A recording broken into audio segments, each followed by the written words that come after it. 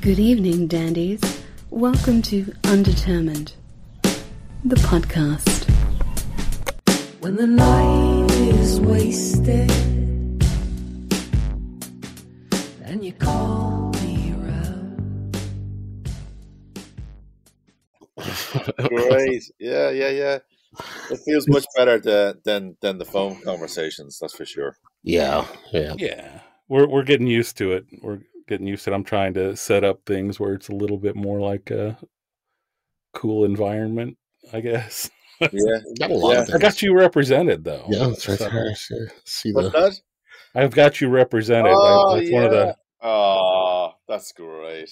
Like something like that means so much more to a billion, record selling artist, triple platinum, all that kind of stuff. Like for someone like me or us, should I say, it's lovely. It has a real charm to anybody sort of getting behind a project that's kind of, I suppose, underground, really. But one day it mightn't be underground, but it is at the moment. It's almost a double-edged sword in some way. There's some fun to the, it's my little secret, I think there's like music fans often will have that pride of discovery, and with that comes a sort of a little bit of an ownership or something. I get that even with some indie band that I find that nobody's heard of, and then I get the joy of being able to spread the word around. It's great. There's great satisfaction in that, And what a great venue for doing that, though, with these Side 4 what's projects. That? Say that again. Side 4 is like such a great venue of sharing all these different artists. A venue. Yeah. Just sort of a place where everybody can come together. You can like show all these people. There are all these amazing artists. Check them out in this one record. It might be because I'm pretty crap at PR and spreading the word, but two things occurred to me about the project. One is that how hard it is for songwriters to write songs because they're really imprisoned by the drum beat in some way, Yeah. Other people would see it as being set free because they can just do whatever they want, and that's true of the project. But it's tricky enough, and they if they're not good at editing as well, they might feel restricted by the style of the drum, because none of the drum beats are simple. I think most singer-songwriters like to eventually have a relatively simple drum beat by their side or backing their song, but most of those beats are kind of quirky and weird, So that's one thing. And the other aspect of the project as it grows that I noticed is that because it's a community already of about 100 people or more who sort of dip in and dip out, I'm surprised that it isn't more well known, because if you add up all our social media profiles and the traffic that we have collectively, you think that we would have more, in terms of just accolades and radio play and notoriety, So it's a little bit disappointing from that side.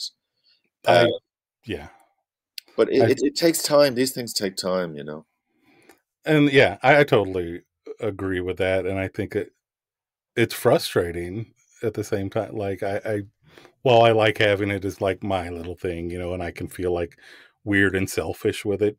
At the same time, I want people that I really appreciate to do well. Yeah. I know you do. You want to wish people who have integrity in what they're doing. I suppose a lot of people do have that integrity, and some don't. They might be selling out a little bit, which is fine as well. That's just another way of going. But definitely, this project is not selling out to anybody or to anything, and so we might be destined to stay underground. But it's up to those music lovers who sort of, as you say, who discover this stuff to spread the word, and the word of mouth is so old fashioned. It's probably the most ancient way of doing PR, but it's a very sure way, It's like, and it's one of the ways that people really depend on I don't know, how do you hear about music? How do you guys hear about new stuff that's recommended, or how do you discover it? Well, I'd say one thing, just to back up a little bit. I think you're right about the taking time aspect of this. We Mm. like to think of the internet, and we like to think of social media sharing and everything else being so instantaneous. Just things just come to Mhm. us so quickly. I mean, look at Yeah, how fast you can listen to or download a record now. But a big trend I've seen in the last couple of years, even, is, and especially in the pandemic era or post-pandemic era, wherever we are. mm. They won't let us know, but uh, the we found a lot of bands that's pretty common. Heck, the shirt I'm wearing today was a band that their record didn't take off for 2 or 3 years after it was released. Uh, you know, Yeah, for them, so it's just so odd that we got that juxtaposition. But I don't know. I'd say we're probably a geekier case study of where people get music. We talk to a lot of different labels. And I mean, that's what I do at my age anyway. If I find a label that I like, I'll try to go down that rabbit hole. I'll be like, oh, okay, let's see what else this label's hearing. yeah, Um, yeah, so I yeah. go by that a lot. Yeah. So you jump across to see what Mhm. else, yeah, is in the stable, as they call it. Yeah, I just, and when looking at the Spotify, the way you get your monthly Spotify Mm. artist sort of assessment of how many listens, etc. And I noticed that USA is the top, and UK and Germany and Ireland are around the same. I think Ireland is not even third place, which is, I think, in some ways it kind of brings shame on the Irish broadcasting cooperation, whatever kind of radio producers are ganging together and working with marketing people and or government people. I think it's an awful shame that they don't have some sort of system like in France. Where I think you're obliged. I don't know if we talked about this before, but you're obliged in France to have every third record must be from a French band, or at least French language. Mhm. I think Uh, Canada does something like that as well, yeah, or they did. yeah, Canada always seems to be at the forefront of supporting artists, music artists in particular. And I always envied Canadian bands because it seems like they've been given a boost. What is it? It's something like that whatever they invest in their band, that the government will match up to a point, Mm. up to a certain Hmm. part, up to a certain point in their career, Yeah. and up to a certain point in their profit making. And that'd be so fantastic if it happened in Ireland. But to be fair, in Ireland, you probably heard about this basic income for the arts, Mm. which is a new scheme that happened about 6 months ago, where it's a pilot study so far. They picked randomly 2,000 people to give them €325 a week, um, just as a way, as a sort of a stipend, just to see how they get by. And those people, in return for 3 years, all they had to do is sort of fill out a journal and to sort of uh, give them feedback as to how they're getting on. But luckily, I was one of the people picked. Oh Uh, wow! yeah, so Congrats. yeah, and it's not a massive amount, but it really does help on a weekly basis. And so I've stopped giving out about the government because they are supporting me. Although some of my friends didn't get picked, and I suppose they're feeling a bit left out. But hopefully, in 3 years' time, they'll have assessed the whole thing, and maybe they'll give the green light to support all artists. But in the meantime, still, I think that in Ireland, that whatever about the government, that the broadcasters, the radio programming, and journalists, etc., on the most part, are not supporting Irish artists at all. And it just seems that, like, once you release something, it just disappears again. And I know it's the enormity of the internet, and so that didn't happen 30 years ago, obviously. And when you release something, you had a bit more of a chance. But now everybody's releasing stuff like to a penny, and Mhm. so that glut, or the excess of supply of music, and there isn't enough demand of music, and so much music is for free, and so we're all kind of suffering a little bit unless we're mega superstars. We're all suffering a little bit. So we do need all the more than ever. We need the journalists and the broadcasters to help. And another thing that I was talking to a friend about recently at a party was the sort of inverse proportion of talent of Irish artists and the business representation. Because ever since I started playing my first gig, I noticed that there's hardly any managers in Ireland. There's no band managers, you know. I don't know whether Irish musicians are kind of like our Irish bands are a little bit of a poison chalice, because I can imagine trying to look after a gang of people like that with those kind of characteristics and temperaments and idiosyncrasies wouldn't be easy. Yeah. But at the same time, it seems to be like a more healthy ratio in other countries. You tell me, is there a good sense of do bands feel that they're well managed in the States, for example? Oh no, not that I can tell. I haven't.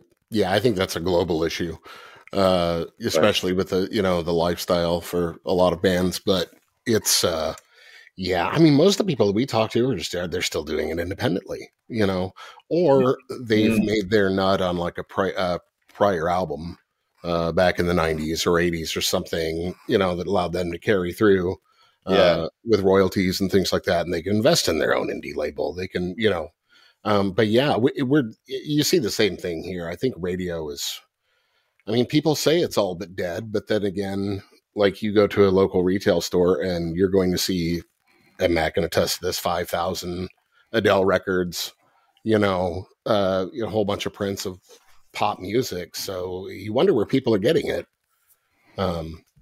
If they're not listening to the radio, but they're listening to the radio. Yeah. Yeah. They must be. They must be. Kind of touching on what you were saying there. I was just curious, thinking, like, do you think you would have more of a disadvantage as you started your career later? Like, do you think you had maybe easier starting in the 90s, or you mean if I had started as compared to if you were like just getting going in your career today? Yeah.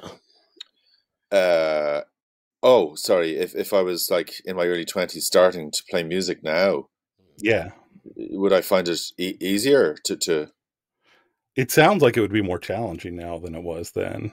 Yeah, I think so. Definitely. Yeah, I'm kind of glad I've had the career I've had, and I can imagine it must be a real struggle to get projects with integrity. Yeah, just up and running and going, and not feel disillusioned and give it up. Because again, you might be able to make 100 CDs and go on the road, and okay, you'd be eating peanut butter sandwiches on the road probably all day, and you wouldn't have two pennies, and you'd be, buying clothes in charity shops and stuff. Still doing that, but it did seem like it was a busy time. It was a busy time gigging, and you could sell some CDs and bits and bobs, and you did all right. But now we've nothing to sell, of course. Yeah. I've sold a few records for Side 4, but vinyl. Sorry. CDs, I don't know. Are people buying CDs? I don't think so.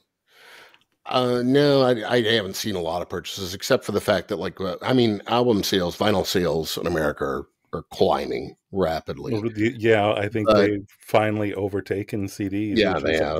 Right. There was a time nobody would have anticipated that. Yeah, there was just a recent, I believe, Rolling Stone article on that, on how the records have now taken over CDs. But people will buy CDs if there's no other option in a lot of cases, just to have something tactile.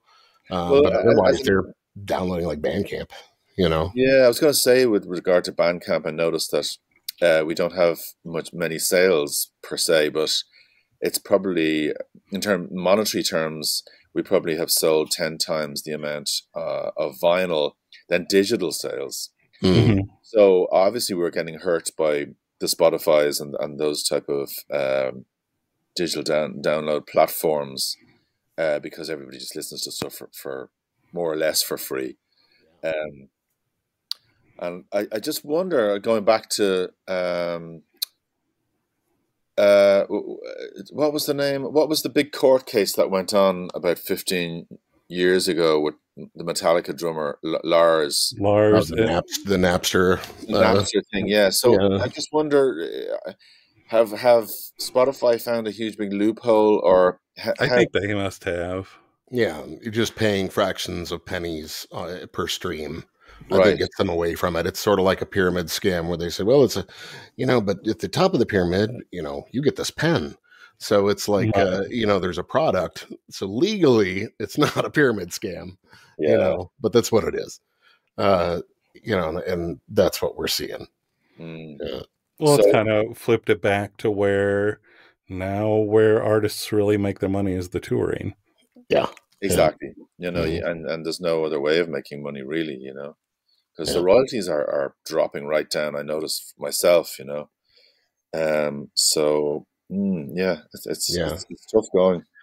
Yeah, we talked to Matt Chamberlain a couple of years ago. Yeah, I think we maybe have talked about this last time. He talked about having a friend that was like very involved with like one of the Ed Sheeran records, just huge selling thing, and I think he got enough off of Spotify. This is like massively huge to buy like a nice economy car, a decent, small car out of it. Yep, a Volvo or something. I think it was. Yeah, it's awesome. I suppose maybe I mean, instead of buying a fancy car, I think I bought about 10 drum kits, so I can't think about it. There's that. I mean, one thing I'm saying, with touring and a lot of local bands who just come through this area, I know a lot of people are stepping up their merch game as well with a lot of really good graphic art and their tees and stuff. But because kids still like t-shirts, they absolutely do. The cooler, the better.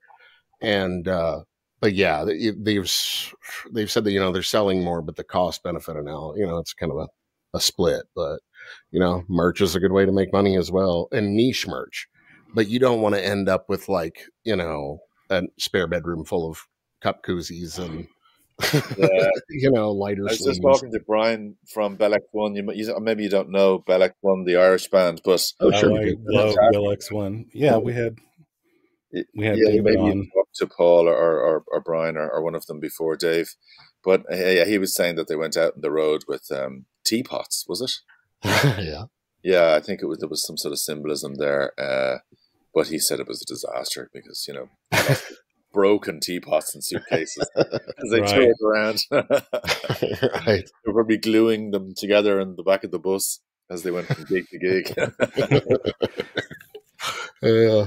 We're friends with some members of the Skate Nigs. I don't know if you're familiar with them. No, industrial band out of Austin, Texas. Oh yeah. They tour with Ministry quite a bit, and those guys, the Wax Trax records, folks.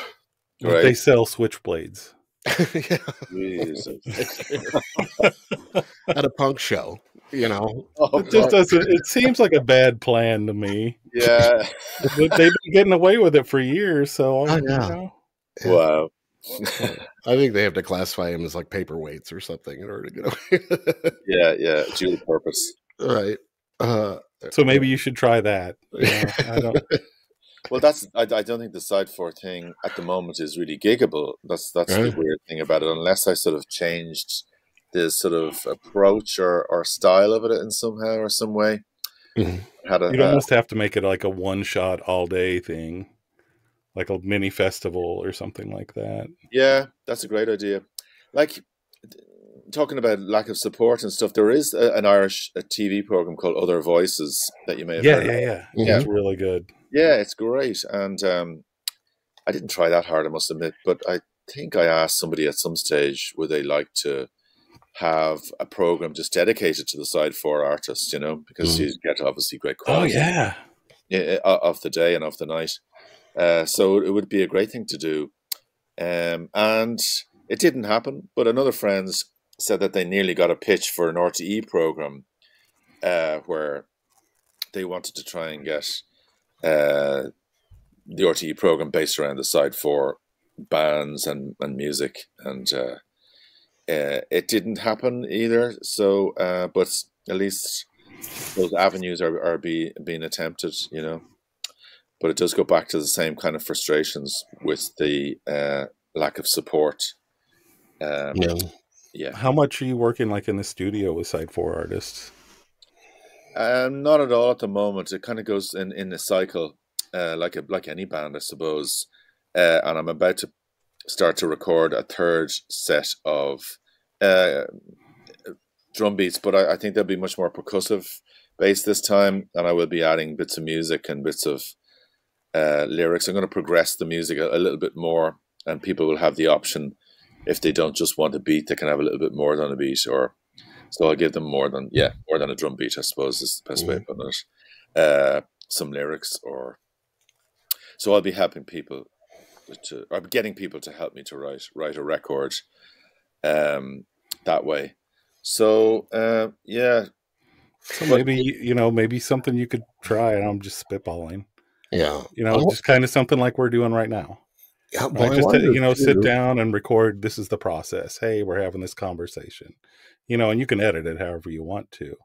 Oh, you mean to have a couple of days, invite people in and just to record spontaneous jams? Do you mean that way? You can do that, and just even documenting the conversations that you have. Yeah. Just because I find it, whenever I see like the behind the scenes stuff, like, Beatles stuff coming out from 50 years ago, people are still like, oh my gosh. Yeah. Yeah. I know, that was a beautiful documentary. I really enjoyed that. I think you're right. Like I have tried to put together bits and pieces of the process, and we've put them up on Instagram, things like that. So there's little bits and bobs there, but you're right. I think that we could do more. I just find it hard to do any of the business stuff. People, like, I've met some great people and they've given me good ideas. The National Concert Hall in Dublin apparently would possibly give someone like me a writer's residency, so I could go with people like that and maybe invite a video team, and so we could record properly the whole process of it, and then in the end do a show which shows the sort of the result of all the workings, I'd love to do something like that. So I wonder if Susan O'Neill saw a big uptick after the film was released. Matt, have you heard? I don't know. One or the other. I don't know. That was a really beautiful film. Yeah, it really got me interested in the music, and that was sort of a collective thing. Was she on a soundtrack? Sorry, was she? Susan O'Neill, The Space Between. It was like a little documentary, just kind of on artistic expression, and people just kind of bonded. It's hard to describe. I don't know how to best describe it. Yeah, but a lot of collaborators. Yeah. Well, send me the link. I'd be interested to see that. Oh, sure. Yeah, it's really if it means people getting together and trying to write music together and somebody documenting it. I think that's a lovely thing. Yeah. And you're right. It's more and more people want the inside process, writing process, and that's where the value is really, in music, getting behind the scenes. It reminds me of the old days when I used to try to find Led Zeppelin bootlegs, and I would just, no matter how badly recorded they were, I would just adore, and all the mistakes. I loved all the mistakes. Right. They were wild, like some really rough bits of music, out of tune and out of time and stuff, but that's part of the intrigue and the magic, and you really feel like you're getting the real deal then. Yeah. I remember buying like a Circle Jerks, I think, live CD back when I was a kid, and I was like, wow, this really sounds like garbage. I'm surprised they would have released it. It was such a big part of the charm of it, It's like, wow, this is the most terrible sounding album I think I've ever heard. Sorry, I was just going to say that one thing that I did do about, it was a long time ago, 25 years ago, was do a gig where myself and my friends who were playing together, we promised ourselves that we'd do the gig without any preconceived songs. So we played about 8 different songs, let's call them, on the night, but they were all made up on the spot, and we all decided to take turns starting them. So there was 4 of us. So I think I started 2 of them with a drum beat, and then they would just evolve live on the spot. And who knows? I can't remember. I wish I recorded that particular show. Oh But yeah. I think it was great. Our singer was great at improvising with lyrics, so I think something like that is very important. But I'd love to try. What you're saying there is giving me an idea for the next Side 4 record, number 3, because 2 isn't out yet. But as I start to think about writing beats for number 3, I think I might get a little braver and more experimental with that live side and documenting it that way, and trying to push people to be creative on the spot.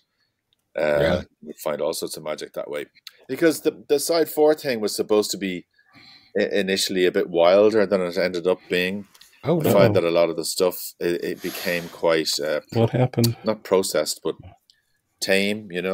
Not tame. That's not the right word either. But edited, and so not as wild and loose. Are you there? Are you still there? Yeah. You dropped for a second, but you're back. Seems to be back and running fine. It's a big joke, I think. Yeah, the spy balloons. Yeah. It was weird. It's calmed down. We forget things pretty quickly. So fast. So hilarious. Yeah. I mean, John and I kind of looked at it like, this shit's been going on for decades. It's not like it's somebody looked up. Right. Yeah. Somebody wasn't busy that day. Yeah. Yeah, our Canadian friends to the north were like, and a lot of meteorologists and everybody there's like, they're like, this is sky trash. They're like, it blows around all the time. It's like we have, balloons that come in from all sorts of different countries, and everything's just like nobody's looking at them. Yeah. And like in the last presidency, there was a bunch of them, like dozens and dozens of instances that just never got reported, because they're so used to it. But people freaked out. Yeah, and they should really not be naive about these things. Big Brother is definitely watching. Oh, yeah, and listening probably to us right now. So yeah. Well, we've talked to enough. Like we've talked to FBI people and UFO people. So we're not on a list that we know of. What's that Malaysian Airlines networks Netflix program? I don't know if you saw it, but I was fascinated because they still haven't figured out what happened, basically. Yeah. Not to start talking about Netflix or anything, but it does go to show you that there is obviously a lot of stuff that they still manage to keep very, very secret, although there must be over 100 people that know about that type of thing, Right. That's the crazy thing, that you can get that many people together that don't talk. You know what I mean? Yeah. Really. You can't even keep like a party secret or something amongst 5 or 6 friends half the time. Yeah. Especially in Ireland. Gossip is a big currency in Ireland, Right. Yeah. Oh, yeah. Matt just got back from Roswell. The t-shirt there. I did. Yes. From you just got back from where? Roswell, New Mexico. The site of the 47 supposed UFO crash. Happened there. They made it into a big tourist element of the town. Everything's covered in gray aliens and I got my. Do I have my alien buddy sitting in here? Yeah, there he is. And would there be a conference and people, like-minded sort of people who are interested in discussing the possibilities of what can happen and what has happened? They've had conferences there, a lot of conferences there. Yeah. But it's just a town that just kind of took off on marketing it. And I mean, it's probably kept them alive. Oh yeah, better than a lot of small New Mexico towns. Right. I'm actually hoping that there's some sort of other existence out there. One of the place that I practice my drums is just writing in the latest blog, because I'm writing a blog now at the moment Yeah, I've been reading that. I'm Yeah. sorry about your colonoscopy. Yeah. Listen, Those I'm are glad fun. to be able to talk about it, because part of the reason for the blog, I suppose, is to just in some tiny way kind of enlighten, or just enlighten is the wrong word, but just to talk about this kind of stuff, like, so as men talk about, because men are terrible at talking about these kind of Oh things. yeah. Again, probably especially in Ireland, we're always a little bit behind, because we're a little bit sort of oppressed or something. We blame another nation for that, but but so we don't really talk as much as we should, and we probably do a bit more drinking than talking, and so I think it's important. Like, one of the band members, one of the bands that I play with, Kila, one of the band members got cancer last year. Mm. He's getting treatment at the moment, and he was encouraging us all to get, for example, to get prostate checks. But still, someone in the band, I think, said, "There's no way a fucking doctor's going near my hole." Like, Yeah. It's really kind of, there's something very old fashioned about that. Oh. Like, the kind of stuff that maybe our grandfather would just refuse to sort of have happen. But it's still a bit of a taboo thing, and so therefore, me taking the piss out of myself is, if it helps one person just to lighten up about it and chat about it, then good. I did notice that actually people, because they were kind of asking me about it, like saying, "I saw your blog there," and they'd kind of laugh, and then they'd say, "But it's funny you should say that," because it gave them license, to sort of talk about something maybe related, or maybe a little bit, tiny bit related to some sort of health problem, male health problem. So I was curious to see that it afforded people the chance to open up a little bit, and that's the way it goes. So Yeah. I'm look, it's yeah. I'm sorry, I'm amused by the open up a little bit. Yeah. There's always going to be all sorts of puns and double on top right there. Oh yeah, there was a meme years ago that had like top proctologist jokes, and my favorite one was, "Let me know if you find my dignity in there."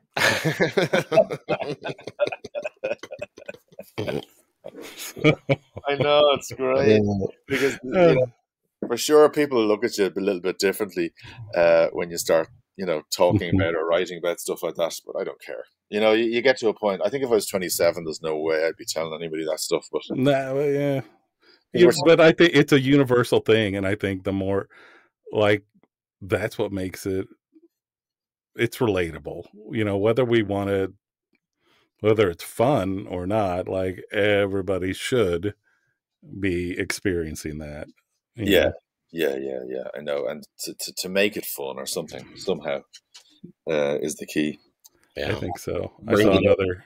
Yeah, just bringing it into the conversation, like you said, is what's important. I think. Yeah, people find a way to communicate about those things, and with ones they love and everything else, if they can just break past, the conversation starter. A lot of times, yeah. And I don't know if they're doing it over there. Here, I fortunately recently discovered they've got a new way of doing it, and fortunately, my insurance accepted it. You don't have to go through that whole process. They send you a kit, and So I'll open up a little bit. I had to take a dump in a box. Oh yeah. This is what we want now. We want people to call up FedEx and say, "Come and pick up my shit." Right. And they did. Like, FedEx showed up and they're like, "All right, we're taking your box of shit." And we took it to the lab. Wow. That was definitely double for having the smelliest van in America. I wouldn't want that. I wouldn't want to know. And I kind of hope that whoever was picking it up didn't really know what was in the box. Right. But I also did think about, like, the people that work at the lab. What a job. Wow, really? What do you do for a living? I look at people's shit all day. Ooh, there's something wrong with this guy. I can tell you that. Great. Yeah. You don't even need the machine. Yeah, like I suppose the surgeon that I met there last week, he didn't have much of a bedside manner, which is typical, I think, in the medical profession. But he just said something like, "Yeah, no polyps this time," and he turned and left. And I was really keen for a chat, you know. He wasn't having any of it. Let's go. Yeah, and I'd say like because he wasn't young, like I'd say he was close to retirement, and if he has been doing this all his life, it's such a strange vocation, isn't it? It Uh, is. I can understand all sorts of work in within medicine, but that one is really a curious one. That's it. You know, It's going to be a certain calling, doesn't it? well, Yeah. that or just, I think my guess is a lot of them are like, where is it going to be like a whole lot of job security? Right? Like, Uh-huh. Yeah, nobody, what's the job nobody wants? yeah. Hey, Well, nobody provided wants to it's better spend than their day. Right? Like, I know nobody wants to have a finger put up there. I'm guessing Yeah, nobody really wants to be the guy. I hope, right? I really hope they don't want to be the guy that puts their finger in there. yeah. That's not like anything I would be super excited to do. No. Yeah. It doesn't tick any box. Now, it's got to be like that, somebody, their father or whatever had cancer and, they're trying to Right. help. But That's got to be it. Would it be as reliable as a camera and a full inspection? I wonder because there's so much more to it. I don't know. They said it was okay. I don't know. I'm not. A test for prostate cancer or a test for Yeah. colon and everything. I think it's pretty comprehensive. My doctor said we can try this if you would prefer, and I'm like, yeah, if I get the choice of not having a finger up my butt. Yeah, or having to do that diet, the 24-hour diet. Yeah. Oh, that collate. Oof. Yeah. I know, Oh, I saw someone do a bit on that, and at the end of it, he was just like, it's the night before that's the hard Oh, part. yeah. That's the hard part. And Yeah. he's like, I've done this a few times, and I'm going to spread this advice to you. And he pulls out a tube of chapstick. Uh, He's like, $2. Now, don't make my mistake. When you're done, you want to throw away the chapstick. yeah. Oh, Brilliant. But sorry, I'm just to indulge a little bit on the blog side of things, and I know like that a blog is probably the least popular thing to get involved with these days because podcasts, well done lads, are obviously flying, and YouTube stuff is flying, Instagram Reels are flying, but probably bottom of the list is a written blog because everybody's attention span these days is 7 seconds.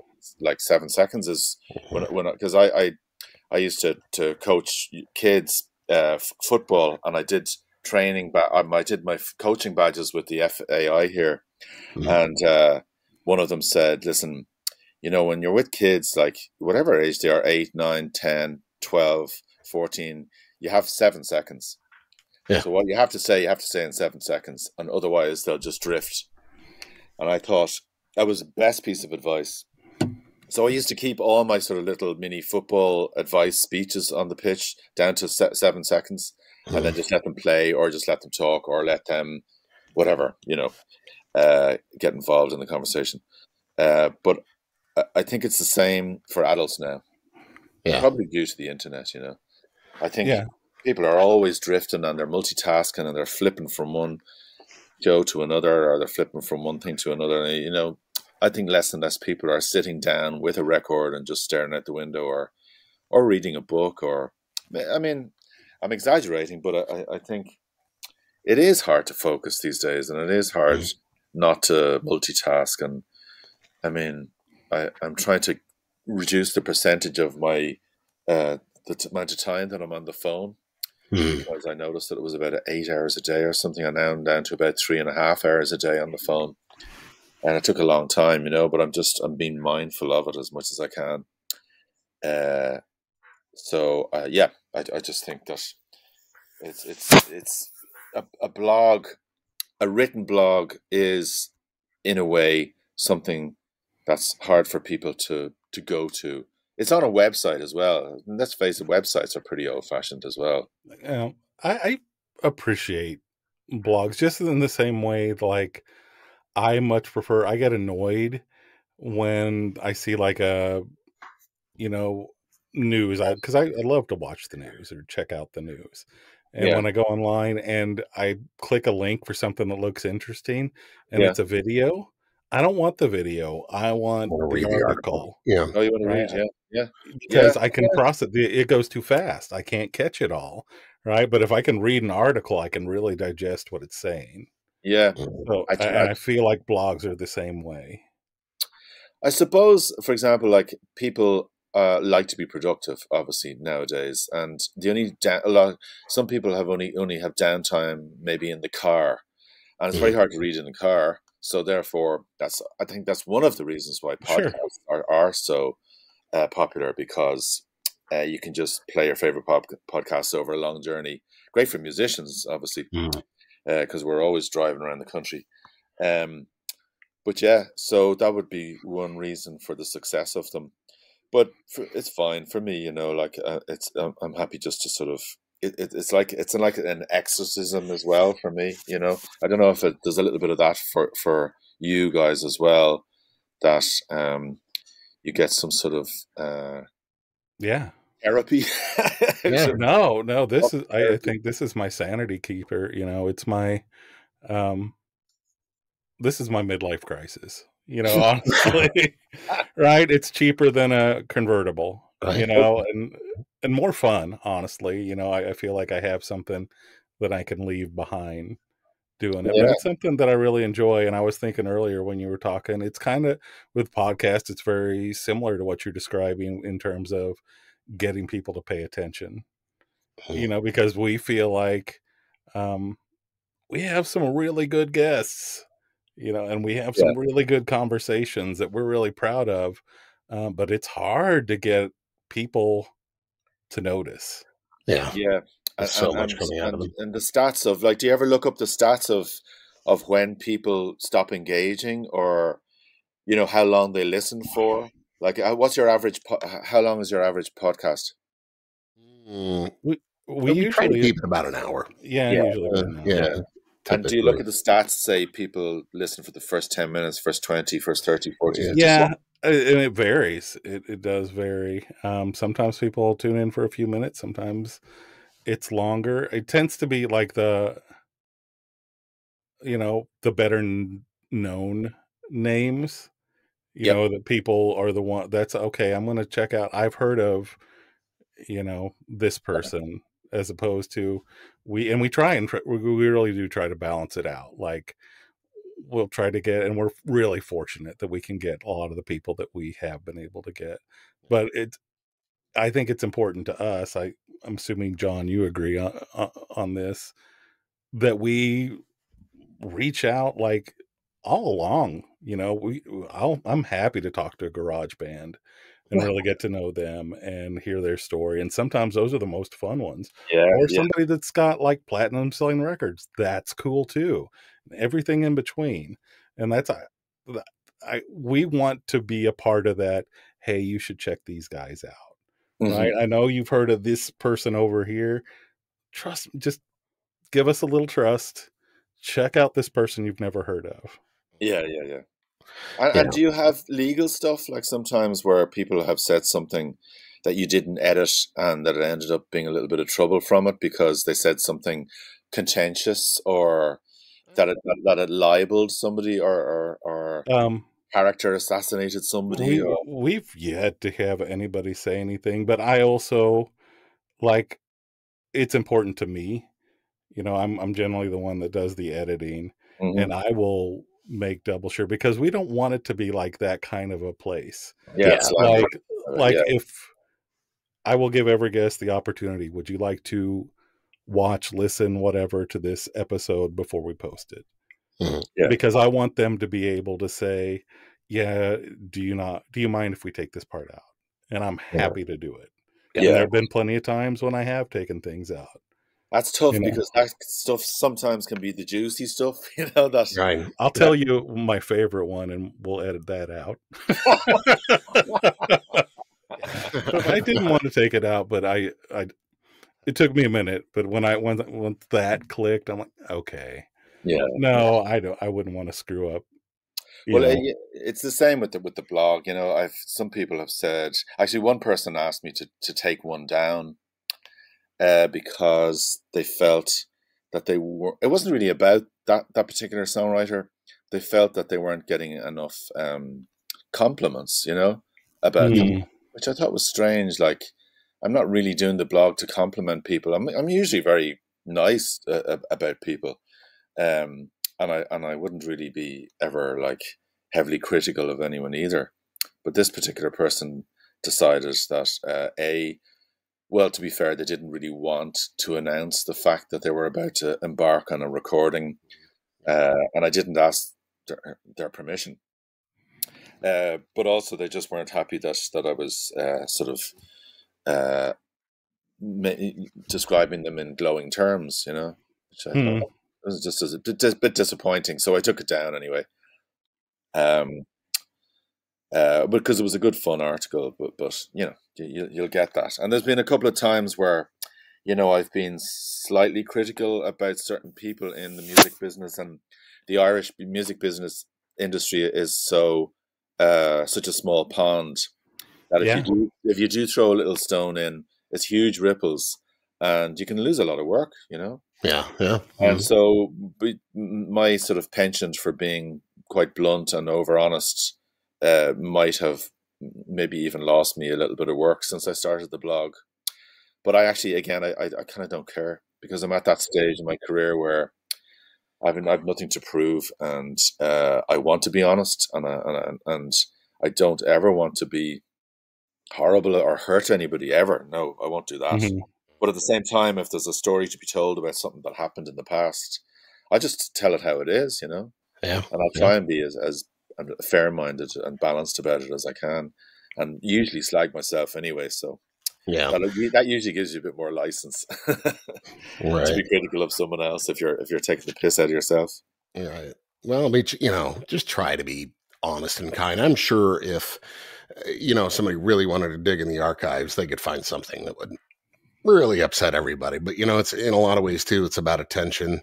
The trolls, they start coming. It's like, it's really easy to listen to a 3-hour conversation in a 2-part episode and find a sentence you didn't care for. To be that critical. And it's like, okay, just feel free to do your own show then, I suppose, if you'd like to. Right. But yeah, I mean, talking about that and like grabbing people's attention or anything, like I say, we try to keep it to about an hour. We've had a couple guests that were like 3-hour interviews, and we've had to break that up into, but I still think we're conscious that, hey, we're only going to get somebody's attention for about an hour. Yeah. And I think that just comes from listening to a lot of podcasts, watching a lot of media in America. I commute a lot, I know. So pretty much an hour-long show is like a half-hour commute to work, half-hour commute home. Yeah. Or a record or something like that I'll put on is based on that, because we drive everywhere in America and a long way, It's a good length. I think it is good. Mm-hmm. So yeah, it's going to always stick with. I was going to ask you too. You were talking about going off in like a more experimental direction. If you're looking at, say, side 4, part 3. Yeah. So have you ever had what's the weirdest submission you've ever gotten for like coming back on a track? Like, do you ever get any like dubstep or like really crazy, EDM type mixes of your drums or anything when you bounce something back to you for side 4? Well, Adrian Crowley, I think he reduced the speed of the drum beat from 100% down to about 10%. Wow. Like whatever, about halving the speed of the beat. So it's great because it's on the first record, and it sounds like it's very Tom Waitsy, because it just has that sort of crunching kind of rock. I didn't realize that was okay. Yeah, and it's not recognizable at all. But I'm the last person to be precious. I was delighted, and I want people to have the willingness to experiment. Another person, Max Greenwood, wrote spontaneously just wrote about 10 little melodies with his phone to the beats, and like on the spur of the moment, all in one afternoon. And I'd love to release that just as it is, like, because I think it's a beautiful thing. Like it's really raw and honest, and even include the imperfections of it. But it'd be a lovely thing to release, I think. But no, I don't. Nobody has gone really too wild, I don't think. No, like I have a friend who's not really a musician. He's an artist, and he tried to have a go at some stuff, and it kind of didn't really work. I didn't release it, and that's an awkward one because a lot of these people would be my friends, and to not release it, and then be my friend was, I don't know, I don't think they enjoyed that aspect of it, and they'd be very experimental minded and a good influence on me, actually, always encouraging me to be more experimental with my music as they are with their art. We didn't use that, but it's always there. Like I could always release like B-sides and rarities and all sorts of artists later on. Let it sit there. Yeah, so maybe I should start thinking about, like, for example, there's a Patreon thing in the blog. Yeah. I was just thinking Patreon. Yeah, I think I'll just put everything up there and people can have a little bit of a source through and maybe put them into rough themes. Because there must be about 40, 50 tracks that just are still there and they're either unfinished or they're just waiting for the right sort of combination of other tracks to be released with, but yeah, something a bit more themed might be good. Yeah. And you could cross over, in a lot of other different territories and maybe rake in some fans from there. I've got a lot of records that I bought just because they were a compilation with an artist that I like, and I went out and bought the record because they're featured on it in a track. Yeah. Do you mean that somebody might hear somebody on the side 4 record and then go into their particular library of music? Yeah. Right. Yeah. Absolutely. I do stuff like that all the time. Yeah. It makes me think of like what Martin Atkins would do with it, Yeah. And like the, sort of the industrial crew. Well, listen, if you have a lot of people who may or may not be interested, so keep on sending it out to them. Like anybody that wants the address, it's a simple email to a folder of drum beats, and then just experiment away with the drum beats and come back. If you have something you like, come back. And the contract is the interesting side of it. And I don't know if I talked to you about it before, but I think it's the first time that but it's the first time that I think that a drummer has been cut in on a songwriting royalty, because publishing traditionally is 50% for melody and 50% for lyrics. So that's the way it's divided. And so for this Side 4 project, for the first record, it was 10% for the drum beat, and 45 for the lyrics and 45 for the melody. And I don't know, it's possibly never happened before that way. I'd be curious to know if any of your listeners have heard about that type of thing before, where a drummer is cut into the songwriting royalty because of the drum beat being part of the song or inspiring the song. And then the people involved in the first record encouraged me to bring it up to 20%. So the second record, the drum beats will be 20 for any royalties that come in, and then same again, the split, the music would be 40 and the lyrics would be 40. But with different instrumentals and different collaborators, it's been a little bit complicated because each song has a different split. And you'd almost need a really good team of lawyers just to figure it all out. But everybody's been great and just seen it as a fun project and done it in good faith, We've had a couple of sinking fees, which has been a good booster. And we divvied up that the way that we thought it should be, same way as the masters royalties are done. So, but I know there can be a lot of arguments in bands about royalties. Obviously, people have fallen out over the years. Big bands have broken up.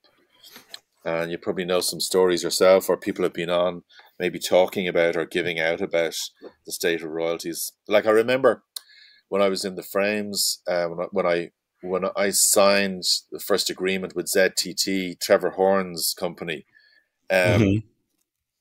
we had a split, and it was something like I think the masters, like ZTT, got 50% or something. It was like a regular indie deal, but on the songwriting side, anyway, it was like Glenn got 70%, and the rest of the band got 30% between us. That's, yeah, quite a few of you. Yeah, so we got more like 7%, 30% between four of us, something like that. Yeah, 7.5% each, and he got 70%. And I thought it was unusual because I know, like a lot of bands, big bands that have managed to stay together, U2, REM, is that right? People like Radiohead, don't they do? Sure. They do it just an even split, regardless of who wrote the lyrics or who wrote what. Yeah. I think that's the case. So I thought it was a curious breakdown, but actually it was probably about right, because realistically, Glenn was bringing about 70% of the song, the skeleton of the song, and more. He was certainly bringing the melody and the lyrics, or most of the melody. Maybe not some of the guitar riffs or Right. other bits and bobs, but Well, most of his songs he could do an acoustic album with if he wanted to. yeah, exactly. Yeah. So therefore, the 70-30 thing was kind of, the more you thought about it, was kind of, it was okay. But it's still a bit weird when you're in a band and somebody's getting 10 times what you're Right. Right. And especially when you're slogging around the road. Like if you're going around the States in the back of a van and you're kind of four to a room, and again you're living off Taco Bell and peanut butter sandwiches, it can be exhausting, and you can get quite down on tours like that, especially if they don't go particularly well, because you're not really earning any money. So that's when something like that can become a little bit of a. It wasn't for me, but I can imagine for other people in other bands, Right. where people start to get a little bit pissed off at that angle, because you're breaking your balls all year round, touring around really tough conditions, and then you're going into rehearsal all day, every day, and then you're doing whatever promo needs to be done, and then you're back gigging again, you're writing, you're recording, all that kind of stuff, physically really demanding, and then. So I'd imagine, a lot of falling out. Yeah, Is it a pretty similar split for gigs? No, for the frames. I guess, or in general. or the No, industry. absolutely much. No, everything else was split up evenly. So every record or T-shirt that was sold, or every gig fee that came in towards the band, it was all split evenly. So that side of things was very fair. Yeah, absolutely. It's just weird. It's so weird that that's even quantifiable that way. I think of a band like Parliament Funkadelic, and there's like 15 guys. Yeah, 15 guys, 6 dancers. How did they make any money? Well, must have been just selling a huge bunch of records. But yeah, it seems like one of those things though that's like, well, it's always been this way. And it's I don't care for that argument in history or politics or anything else. Shouldn't work for music either. It's like, well, let's not do it that way anymore. Yeah, exactly. Yeah, well, hopefully that I'm changing that a little bit, and I'm not saying what I'm doing is revolutionary at all, but just to even consider that side of things, that a drum beat is such a huge part of a song.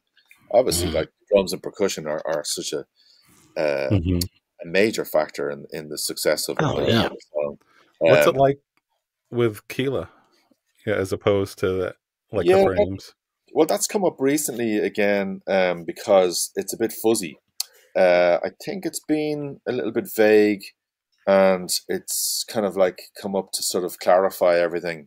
There's been a few personnel changes, so I've only been involved in the last couple of records really, and there's been 3 of us actually have arrived in the last 10 years, and we're only on the last couple of records. And I think it's just an even split. I think that to be fair, they do an even split, but I think there's a certain leaning towards like a melody maker, like somebody writes a tune in Kila, a tune melody, a traditional kind of style melody, then they will get a little bit more than everybody else. But I have kind of stayed away and just trusted the powers that be just to do what they need to do there. And I would imagine it's very, very fair. And the fees are really good for the gigs. And I think what has happened is that they've used some of the royalties to put back into paying for the band to be able to get an even split for gigs and festivals. So even if the gig fee isn't that high, whoever has been looking after the funds in the band will bump up the gig fee from the royalties, you know. And in the end, it's all the same thing, you know. So whatever money comes in just goes into a big pot, and it's all split out, and it usually goes out through gigs, you know. Yeah. It's a good solution. You just bring a big pinata to the end of every show. Wait for our paychecks in there. Yeah. Just grab what you can. Yeah. Well, look, you know, it's just great. It's so great to be able to earn money from music. It really is. I'll always be so grateful of it. You know, fantastic. Before we wrap it up, do you have like any other projects or things that you're wanting to kind of get out there? Well, I am starting to make videos, and so that's a new thing for me, along with the blog, and Side 4, I suppose, is to try to start making music videos for artists. And I did that little kind of frames mini documentary, if you want to call it that, years ago, 2004 or something. And it was old camcorder footage, and I put it together. But I'm enjoying editing and the sort of just putting together of images. This comes from my love of photography, I suppose. Mm-hmm. And I would encourage all bands to sort of put together and compile videos themselves, because I think when you release a song, you kind of have to have something visual, you know. Yeah. So I'm happy to sort of do a bit of that for Kila and a bit of that for Side 4, but I also was doing one for Mark Geary. Yeah, you mentioned that too. Yeah, so I'm taking forever about it, but I was doing it today actually, and I'm nearly finished it. So, but I'm taking great pride in it and great soul satisfaction. Just something creative like that just gives me such a buzz, you know. And like all these things, it's funny because for the first time in my life, I am considering giving up gigging. Part of it is having a 1-year-old now, a baby daughter, and part of it is and just wanting to indulge in all of that. But also, it's just a shift, like all of us, like, you know, I think every 3, 5, 10 years, all of us want to shift and to reinvent ourselves and go on a new learning curve. And I think that's wise. I think because you plateau, like you flatten out, I think, on certain things. And so making these songs for Side 4 and all these percussion grooves and making videos and doing the blogs, I just want to do these things more and more. And not that I don't want to gig anymore. It's just that I feel like I'm becoming less interested because it's not really creative. Like you don't really create anything per se unless you're a jam band, and you do. Actually, the frames were great for that. A lot of spontaneous ideas would happen on the spot, so it was quite creative on the spot within gigs. But most bands that you play with, like for example with Josh Ritter, I love that whole thing to bits. That whole project, but it wasn't a very creative project, and therefore I took up photography on the road because I didn't feel like I was getting a creative challenge per se. Not at the gigs anyway. Because you really had to just play time and play the same gig every night. So, I just realized that sort of as I get on in years that I want to make absolutely sure that I squeeze every last creative drop out of myself to leave some sort of tiny legacy behind, instead of just going around gigging, which is like a very noble thing to do and very fun thing to do. But it's not as creative. Yeah, absolutely. So you guys, you probably you've got new ideas yourselves, new learning curves, new creative. Oh yeah, like we're doing video now, you know, on the podcast, and trying to what's going to work better, you know, how with no budget, what can we do that's different, and that in itself is interesting because, you know, So you would release this as an audio, but also as a video podcast. Is that what you mean? Yes. Yeah. And would you be able to like mix it in multimedia kind of, or would that take up too much time where you were kind of putting up images? Because you obviously, nobody wants to look at my mug for, whatever, 3/4 of an hour. So would you be putting up live clips of something related, or like if we were talking about a certain thing, like colonoscopy, would you, We're going to show a butt shot. yeah, would you throw up some stats or Not something? actually Dave's butt. Yeah. Put a little caption up there. Yeah. I won't say just photos. Generally, we've just been showing like the video of people talking, and yeah. Well, we've had slideshow things. We've done slideshow. That's a lot of effort. Yeah, it must be a lot of time and effort. Yeah, but I'd imagine it would be very popular as well, because then you're really documentary making then, or at least your part documentary making. Because when you watch documentaries now, some of it is talking heads with the musicians, and other is cutaways to sort of like bits of performances that they might have done in bands, if it's a music documentary, for example. But there's also the possibility of you're going to be borrowing a lot of images if you do that, and am I going to get in trouble for borrowing all these images? Yeah, what's fair use? What isn't? What do I got to give credit to? If it's stock photo, etc.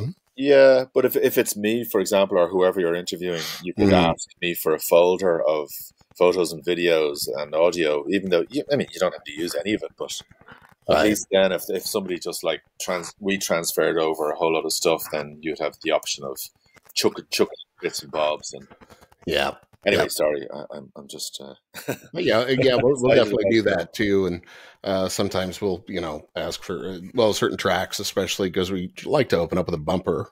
A lot of times, like which track do you want to promote the most right now? Which one and have them send us files. But sometimes I can put production behind too if they're hitting the road and they don't have time to send you that, and you're trying to get an episode edited within a week, and then the day job and life. Yeah, the day job, the family, of course. How much do I want to invest in something I'm not getting paid for? Right. I know.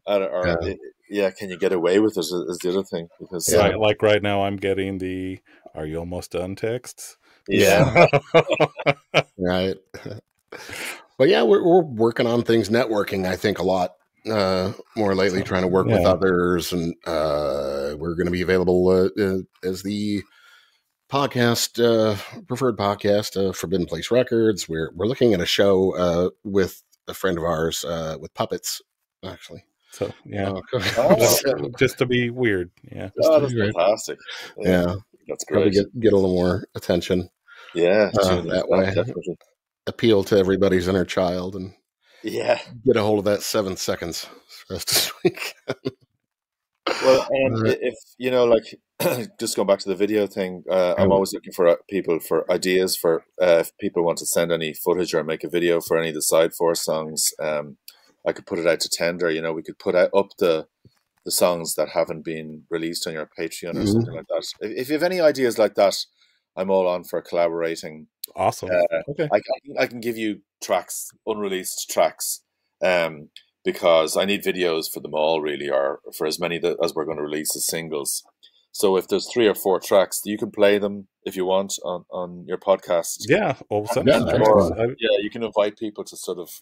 I can't pay anybody, but if they want to try and have a bit of fun, bored, want to do something fun, make a video for us. Yeah. Right on. Awesome. Excellent. Right. Great chatting, lads. Yeah, I'm glad we got to catch up. It was it's too long, honestly. Yeah. So I'm glad we got to catch up. Wow. Yeah. By the way, everybody, we've been talking to Dave Hingerty, drummer extraordinaire. One of our favorite people. We're really glad we got a chance to catch up with you, man. Right. Thanks for coming on, Dave. It's nice to see you. Thanks. Really. I love us. Thanks a million. Thanks. Best of luck. Bye. Bye, everybody. Yeah. Bye. Thanks.